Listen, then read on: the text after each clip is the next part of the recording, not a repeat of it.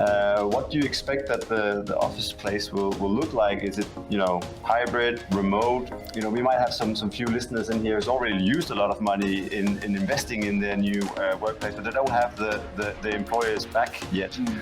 Because again, it will vary based on every organisation, but it ultimately comes down to listening to what the employees want and getting back to you. I think interaction is such an important thing. Sharing ideas, brainstorming, those things that you kind of sometimes can miss from a Teams call. We have to change our focus from being how can we utilize the rooms best, rather than looking into our employees, what do they require in the office and how. Hi everybody, welcome to this webinar. Today's webinar is called Is the Future Workplace Remote, Hybrid, or Are We Returning to the Office? I'm Sebastian, I'm here from Pronestor, and today we're going to go through this topic. So before we begin, there's a chat at the bottom of the screen where you can put in questions. We'll take them at the end of this session. Today we'll be going over how is the office being used after COVID-19, where we'll present some data. Next, we'll have a panel debate where we'll go over how does the future of workplace look like. And to help me out with this, I have these three lovely guys with me here. Could you please introduce yourselves, starting from my right? Yep. Hi, Sebastian. Hi, Kasper. My name is Chris Wood. I'm the sales director of Onemedia. We're a technical distributor based in the UK. Perfect, thank you. Hi everyone, my name is Lee Baxter and I'm from Uncoded. We're a workplace technology consultancy business and we specialise in the commercial real estate industry, helping our clients focus on technology and how that pertains to user experience. So basically enhancing as much as possible their interaction between space, technology and its function. My name is Kasper Ullits. I'm the Chief Product Owner at Pronestor. And with that title comes the benefit of being the visionary guy, and I'm here to go through some of the data that we have from Planner into this discussion. So as you can see, three experts to help me out to figure out where is the workplace going to look like in the future. To start off, we'll have Kasper presenting some data on how the workplace, the meeting rooms are being used. Yep. We have looked into the data that we have gathered from our customers using Pronestor Planner, which is a product that help our customer get the best usage of their meeting room.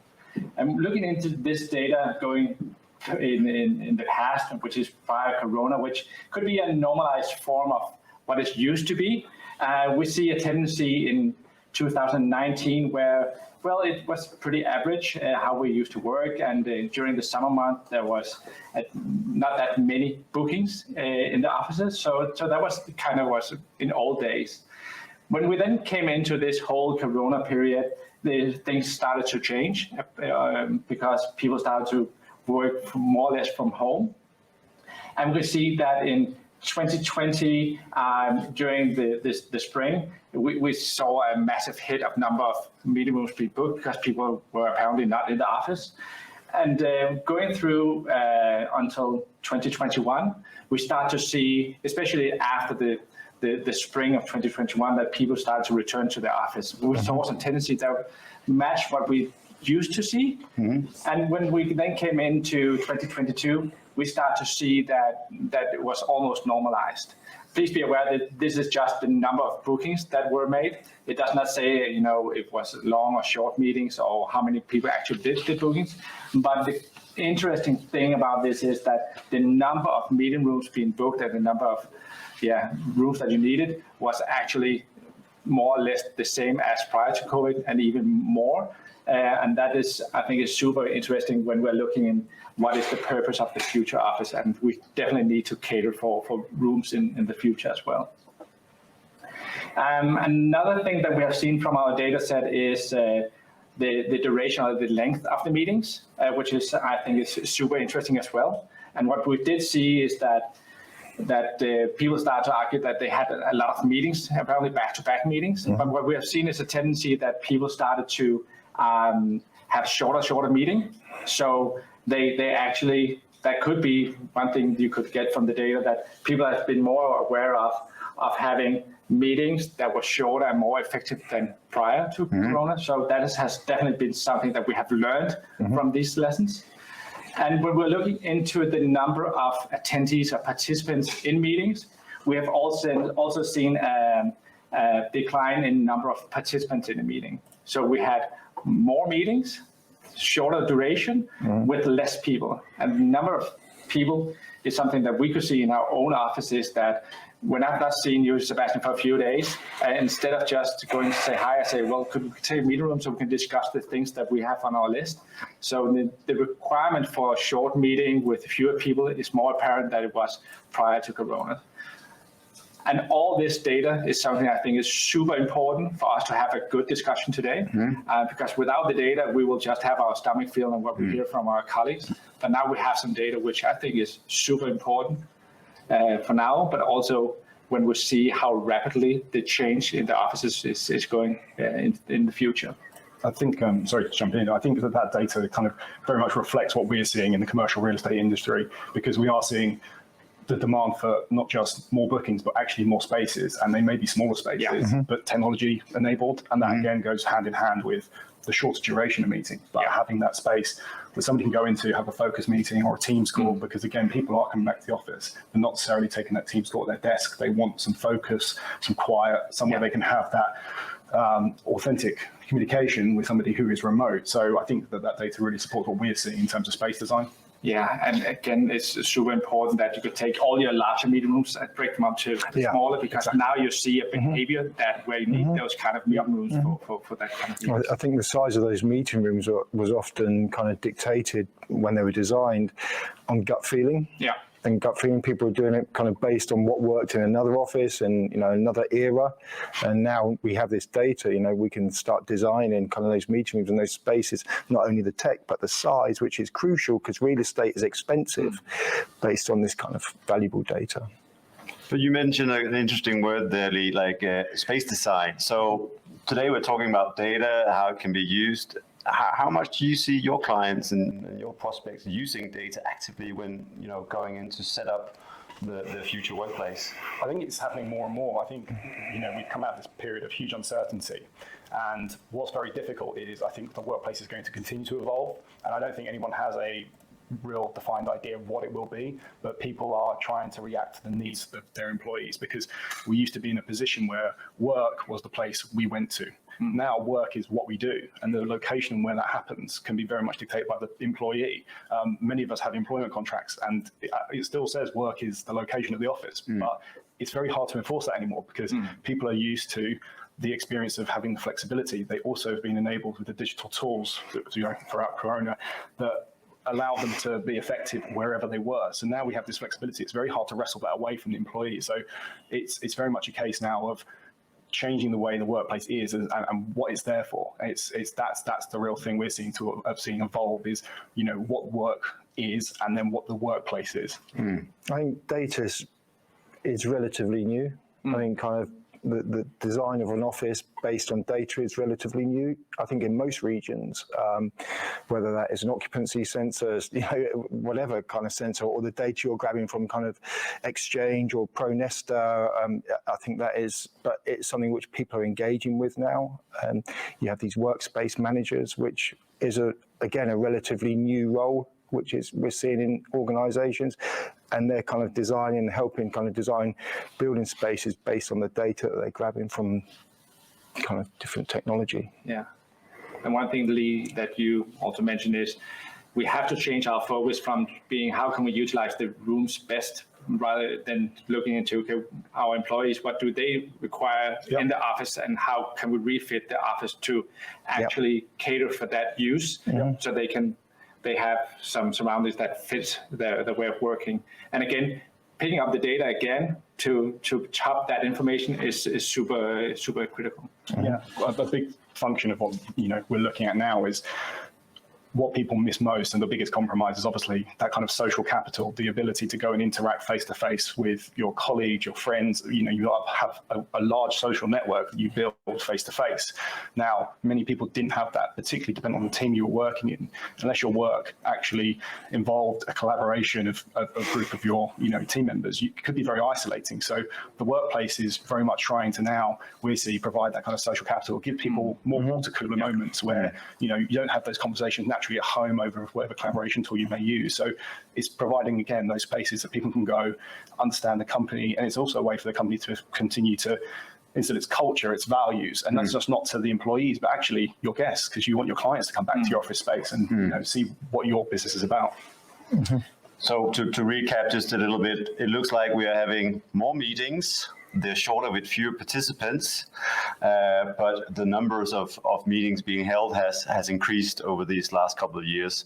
So we've taken some of the culture that we were used for from the lockdowns, where we had to have team meetings every 5 minutes with different colleagues, different partners, different clients. We've taken that into this new era. But now, whether we are returning, to the office, working hybrid, that's still a question up in the air, and how to then build a new workplace is still up in the air. Maybe we can look a little bit into, what have you seen here in Denmark, Kasper, that has made people come back into the office space? Because from what I understand from you guys, we have a little bit of a different, culture in Denmark. We see a lot of people back at the office now, whereas you guys, you have a little bit of a different situation in the UK. What do you think, Kasper, has caused that? I definitely think that the social part is something that really drives people back into the office. And from some of the customers I've spoken to, is that they have been so good at really stating what's the purpose of having you back in the office. What does your presence in the office add value to the innovation or the synergies that we have in the office, and really making that transparent and obvious, instead of saying, well, we want you back in the office because we have a desk for you. That doesn't work. It might work in other countries, but in Denmark, it is not the way that you will succeed with it. And that said, I definitely see a requirement for different strategies, not just for a company, but for the different departments, or for different teams, or for different employee. So you should definitely have that in scope when we're talking about return to the office. It should not just be for the overall company. You should start to looking into the individual, the teams, or the departments to really have an understanding. Otherwise, you will do a lot of hit and misses, I think. So higher level of trust. What about in the UK? From what I understand from you guys, people are 100% back into the office. Is it mostly still remote or hybrid, or what does it look like? Certainly a hybrid model. I think we're seeing kind of the middle 3 days of the week, Tuesday, Wednesday, Thursday. Certainly people are getting back to the office, but still not 100%. Maybe, I don't know, Lee, what would you say? Somewhere kind of maybe 70 to 80%. You still don't see fully occupied offices, very rarely. And then generally people are working from home Mondays and Fridays. But I think that is definitely increasing. As COVID settles down and work habits change, I think, and almost going back to pre-pandemic. So we are seeing an increase on those 3 days a week on kind of people slowly getting back to the office. And I think interaction is such an important thing, sharing ideas, brainstorming, those things that you kind of sometimes can miss from a Teams call. And I think that's been one of the big misses that most people have had from kind of working from home. Yeah, absolutely. I think, particularly in the UK and around London, the big challenge is the commute. The office now has to, essentially compete with somebody who has the convenience of not having to sit maybe an hour or even two going from door to door. That's a big commitment to decide that you're going to go to somewhere which isn't as well equipped as it may be, or provide you any benefit in tools or again, like interactivity with your clients or your colleagues. So that's why the workplace really has to now compete with home, because fundamentally that is a huge boundary that you can't remove. The commute is a commute. There's a physical space, and that's something that the office now has to kind of say, well, why do I offer this service, and why would people come here? Yeah, time is the one thing that you can't get back. So exactly. And I think it's super important also to be aware of the different factors now in London, where you really have a commute issue, versus in Denmark, where it's almost a non-issue compared to the London. Or if we're talking about the US, where you have to commute 2 hours to get into the office. So having that in scope when discussing the hybrid way of return to the office, you need to be aware of the different contexts, cultural and also geographical constraints. I think kind of corporations are taking that into consideration, giving people a really good reason to go back to the office. Benefits, kind of technically and emotionally as well, trying to kind of really cater for their staff more, which maybe didn't happen pre-pandemic, and just making the whole environment a lot more pleasant and kind of productive, I think, when they get to that space as well. And what are some of the biggest, what have you seen companies being successfully in offering now to their employees that has, made people come back? Have you, in Denmark, we've seen everything from pizza and beer day to bring your dog into the office and so on. Like, are there any certain benefits or topics that you guys have found successful? Yeah, I think that kind of social capital, that interactivity is huge. And I think it's kind of, how does that look in the space, I think? And also talking about traditional meeting rooms, they used to be very formal, and I would say pretty much most of the time pre-pandemic, it was booked out for an hour, and it was kind of very, and it's disruptive to your day. So it's not necessarily productive, because you think of all the times, we've all been in a meeting that could have been 15, 20 minutes, it's booked out for an hour. Whereas now, with that flexibility of space, enhanced technology in those spaces, you're actually giving a lot more flexibility. So again, if I needed somewhere to go that had like collaborative technology, or maybe a touch technology, if I was doing something with my team and wanting to go through drawings, then actually that space is far more enticing than home. So it's kind of, again, it's the social aspect there. I've also got my team in a room. They can provide their ideas and feedback to me, because it's, bringing everyone together, because without that, it's very hard to proactively do it remotely. Yeah. So it's basically more the social aspect rather than any benefit that you could provide as an employer, or are there any things that employers could put in there to make it more attractive to socialize? Yeah, I think it's, as an employer, it's the whole overall design. It's actually gathering the feedback of what people want, and we're seeing it, and these social spaces, these kind of flex spaces, and we use a kind of term of creating neighborhoods. So you have focus work time. So if people do want to come into the office, because again, sometimes working from home, people have children, family, it's very difficult to get that focus time at home. So you may have a neighborhood for very focused work, and you may have collaboration, you may have like a sales team that's very much kind of a more vibrant place to be. So again, like actually creating this almost like like a mini city where people can move around it based on where they want to be. And it kind of goes back to your point about not having fixed desks anymore.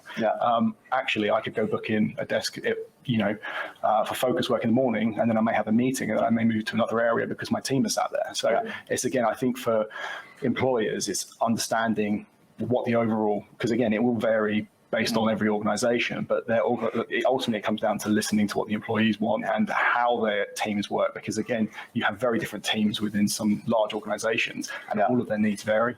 Okay, so flexibility is super important. Listening to your employees, what is it actually that they want, and maybe also measure on what is it that they need in order for their day to work out.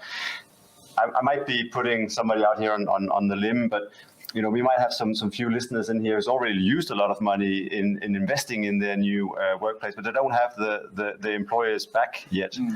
What would you say to them? Like, what kind of advice can you give them?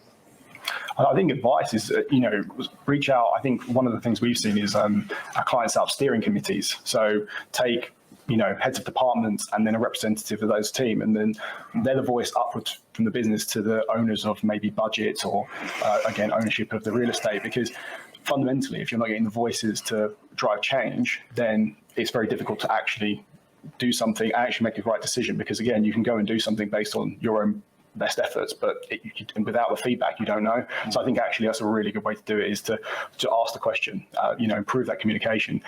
I think it's the most overused term, isn't it, communication? But it's one thing for still many of us don't do very well. So I think that's a really key thing. So like that kind of steering committee of having representatives that can feedback, here was what worked well before the pandemic, here's what worked well during, working from home, and actually find a combination of both in the workplace.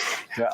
I do think there are subconscious nudges to get people back to the office as well, though. I think kind of organisations, when they're having maybe 8 people actually in the office and you've got 1 or 2 coming in remotely, it's kind of, I think there are kind of these nudges saying, well, it would be better if we were all in the office. We'd probably get a bit more out of this meeting. You could be really valuable if you're in here with us. And I think certainly from some of those big organisations, you are seeing kind of maybe a bit more of a push than we saw 2 years ago or a year ago to get people back. Back then it was make your own decision whether you want to come into the office or not. Whereas now, I think, the organisations are gently pushing a bit harder. Yeah. And I think something important is I've at least been to a dinner where I sit next to someone and say, well, before I come into the office, I need. Help them formulate, okay, when you are in the office, what do you require to make it work?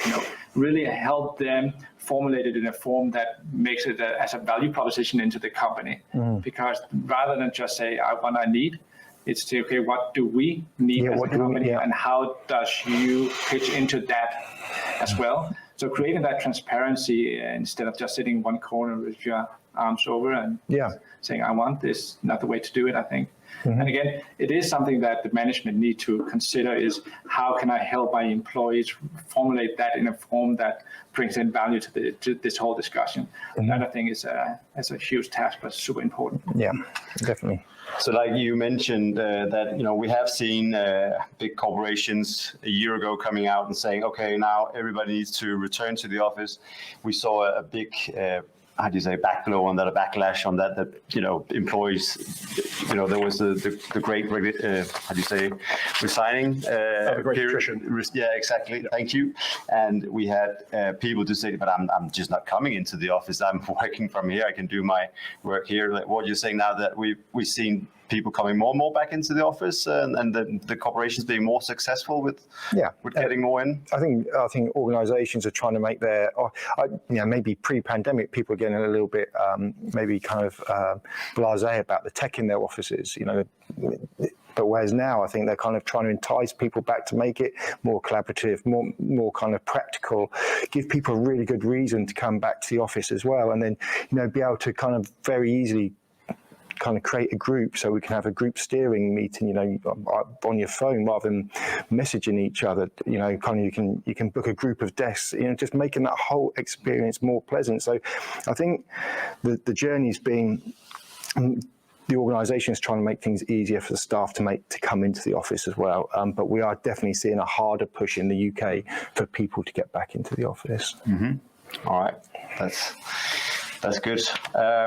If we were to say, let's look into the future, 5-10 years down the road from now, what do you expect that the office place will look like? Is it, hybrid, remote? Is it something completely different?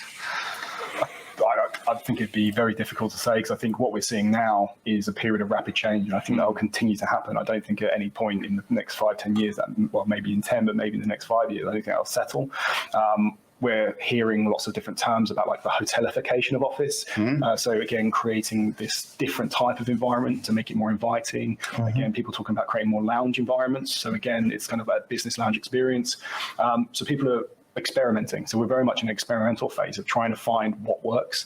So I think, again, and this is what's really interesting about the uptake in the use of data, is by actually implementing measurement tools and then processing what has worked. It gives you a real good idea of how you can suddenly start to narrow down on the real features that everyone likes. And I think it's going to be a huge transitional period, but very exciting in the same sense, because I think more than ever, employees are going to get a workplace that is going to be completely tailored to their requirements, their needs, and they're going to have a huge amount of tools at their disposal. And ultimately, it makes them, it gives them an opportunity to do great work, have great social experiences with their colleagues, but all of the negatives, such as a commute, feel maybe like minor things because there's an appetite to go to this place.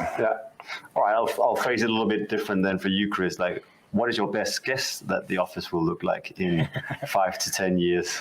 Well, I certainly agree with what Lee's just said there, kind of having this lounge environment, kind of more social hubs where you can brainstorm rather than kind of fixed offices and things like that. We are seeing certainly a lot of organisations kind of put tech into their current office to grab that data and see the office behaviour, see how their staff kind of behave and how they book meeting rooms and how they book desks. And then that will help them design their new office space for a year down the road. So we're seeing more and more of that in the UK, and we're really trying to kind of educate our customers to do that kind of thing. So things aren't a gut feel, but it's a really hard question. 10 years. It's hard to predict tech in a year or two, all I can say is I just hope it's this whole experience, I think, is kind of going to make the workplace a much more pleasant place to go. So from my personal little office with a cold four walls to lounge areas, that's the movement that we're going to be seeing over time here. If we go like 10, 20 years back from the old kind of office. Yeah, I think so. I think I would be very surprised if we ever go back to a period where it was kind of almost a desk per person. Yeah. We'll very much see, a pool of desks, but these much more informal spaces, and then a few formal spaces for meeting rooms, as it will. Yeah. I think we will see a future office that cater for it all, because I think there's some people that really like the cubicle, a desk, and then we have the ones that want to sit down at the open. Then there's the ones that needs to have noise around them. So I definitely think that we will see an office environment that will cater for the broader range of different setups, rather than it's all just cozy and stuff like that, and something that's very strict. I think it's something in between. And again, it comes down to gathering the data, do the trial, learn and adapt. And we have to be better at embracing that going forward, and not as we have seen over the last 3 years, where it has caught us by surprise each time. And now we need to know that it will change in half a year. No doubt about it. And then it will change again in half a year. So having that adapt and learn strategy is super important. Speaking of data, we actually have a great question here from one of our listeners, Natalie. We'll take Sarah's question first. What type of data is most important to look at when we plan returning to the office, and what we should do? So let's take the first question. There's two questions here. What type of data is the most important when planning the return to the office? Wow. I think, a big one is looking at kind of behaviors around like booking and occupancy. We've got a lot, such as desk booking, for example, and presence information. Fundamentally, it gives you a great idea about what people's patterns and behaviors are. So if we can start to understand that, it's kind of, then you can help with that. Taking the desk booking example, and people being able to find their colleagues and then understand, well, actually, so someone's going in, go work with them. It opens up these opportunities to collaborate more. So I think, certainly booking and presence information is pivotal, because ultimately it gives you the idea of, how we as humans are interacting with space. And, we've not had that as much before in the past. So now in this new way of working, we can start to understand people's behaviors. So I think, certainly, like you say, the room booking data we went to the beginning, understanding how people are using the resources within the spaces, and also desk booking and presence information. I think they're now invaluable, and it really kind of gives us an idea of how we're using all of the real estate we've got. I think some of the facts you said at the beginning of this meeting is, I think we all probably realise that kind of meetings are shorter, and the average meeting, the amount of people in the meeting is smaller. So to kind of design your meeting rooms based on both those factors is so vital. And I think a lot of those shorter meetings comes from Teams behaviour. I think, you had 7 or 8 Teams calls kind of lined up throughout the day, and they all had hard stops. And I think people got to the point a lot quicker in meetings, I think, in these Teams calls. And you don't have that social interaction on Teams, do you? You don't have that general chit chat. So those shorter meetings, the size of meeting rooms, kind of generally where people are sitting, I think is absolutely vital data, which will certainly help with the design of offices and behaviour. All right, then I think that answered both questions, so we'll move on to the next one. Natalia, has asked, some employers are very conservative and do not trust the concept of working from home. Can you advise them on how to help or to persuade those employers to, I guess that she means that letting them work from home, so that you create this incentive of trust? I think the kind of key thing is, you mentioned about the great attrition, where some of even the biggest employers try to force people back. Fundamentally, a lot of the power now lies with the employees. There are a lot of talented individuals who now have the power to go to a competitor who offer that, because a lot of people are. So I think one of the most costly things that business can do is recruitment fees and the training of individuals. And if you have a high turnover to your competitors because you're not willing to implement these new ways, and it's not saying a wholesale change, but actually some flexibility, even if it's one day, because people now have got used to that way of working, the chances are that these organizations' competitors are doing it and they're offering it. So ultimately, it's going to be a benefit not to see that cost increase in terms of recruitment and attrition. So I think it's just how you present that back, that this is a very real reality, that if basically people are forced to come back to the office. They're very quickly going to get bored with the commute, the opportunity not to be as flexible, and their feet will do the walking and they'll go somewhere else. And also there's kind of personal factors, aren't there? That sometimes there are people who work better from home. They've got to do the school drop. They've got to do something. These personal factors you certainly have to take into consideration. And as an owner of a company, we certainly do. We know that some of our staff certainly work better from home because they've got these personal factors, but we just need to make it kind of easier for them to be able to work from home and perform. There are, of course, works where you have to have certain, tools, and you need to be at your work desk because you have a special equipment and so on. So, taking those into consideration, Natalie, maybe, need to cater to them. But I guess what the panel here is saying that if you don't get your either your board or whoever's being conservative on this front, if you go to get them to acknowledge that this is going to be the new way of working, then they may lose out on talent in the future. Sure. And I do think it would be fair enough to challenge them and say, why do we have an office? What's the purpose in this organization that we have an office? Challenge them on that one to really put a few words on what value it brings, because then it would be much more transparent, rather than say, now we have a leasing for this building for the next 20 years, now we're going to use it. That doesn't work whatsoever. No. But if you could put the purpose and the why on the office, I think that will help the employees relate to what value they bring into that whole aspect, but also how that building or the office should then cater for the employees. Yeah. Thanks. On that note, I think we'll have to finish up here. We've gone a little bit over time, sorry, but thank you very much for listening in.